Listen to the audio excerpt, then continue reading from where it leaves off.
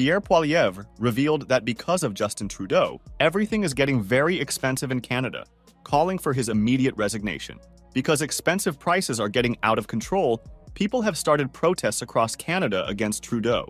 Poilievre blames Trudeau's insane policies for causing this damage to Canadian people. So, let's explain everything. Pierre Poilievre has been very critical of Justin Trudeau for the high cost of living in Canada. He blames Trudeau's decisions that made everything very expensive and made it hard for Canadians to afford homes, food, and gas. At a Conservative Party event, Poilievre said Trudeau made inflation worse, causing Canadians to deal with high interest rates. He wants to reduce government spending that he believes causes inflation and make sure any new spending is matched by savings. Poilievre also wants to change how the Bank of Canada is run, aiming to keep inflation low and stop government overspending. Because everything is getting so expensive, Poilievre plans to stop giving bonuses to central bank and government leaders who don't do their jobs well, as part of his plan to improve Canada's financial management. And Poilievre slammed Trudeau for this situation. He said, "The NDP Liberal Prime Minister is not worth the cost of food," as we were reminded by a tragic report by Second Harvest that came out this week, showing that there will be another 1 million extra visits to food banks above last year's record-breaking numbers. This is because of the collusion of the NDP Liberals on price fixing. According to Pierre Poilievre, prices in every direction in Canada are going up. Everything is expensive, and Poilievre sent out the letter after the price people pay for carbon went up by $15 for every ton on Monday.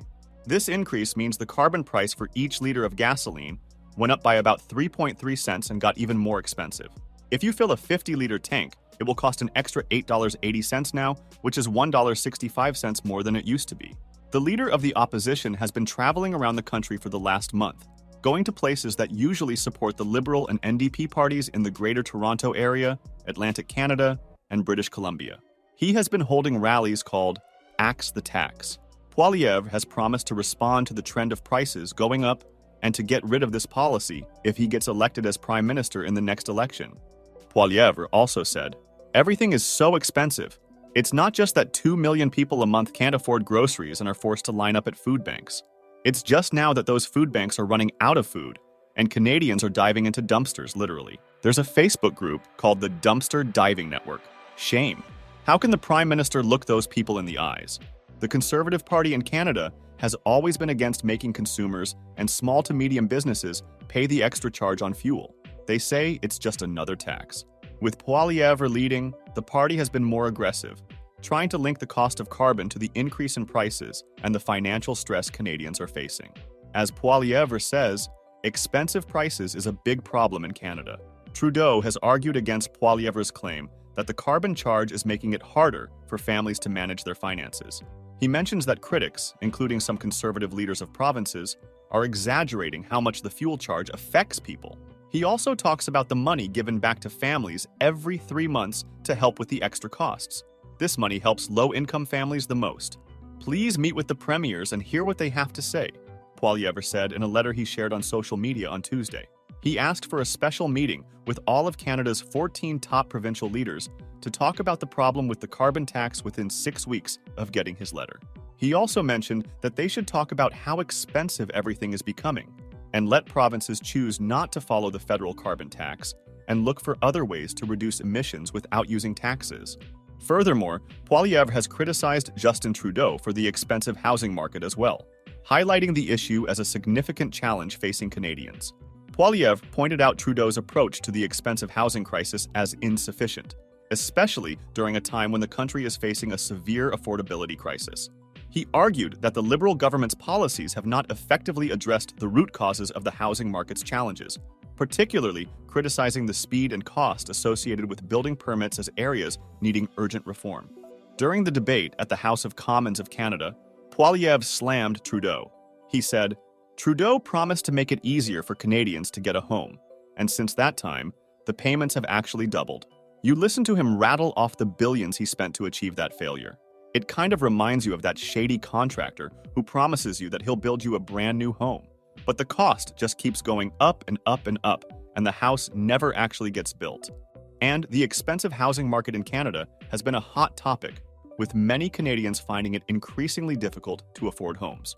This issue spans from coast to coast, affecting both large cities and smaller communities. The rising costs of housing, along with stagnant wage growth in many sectors, have led to a situation where a significant portion of the population is priced out of the market, making housing affordability one of the most pressing economic and social issues in the country.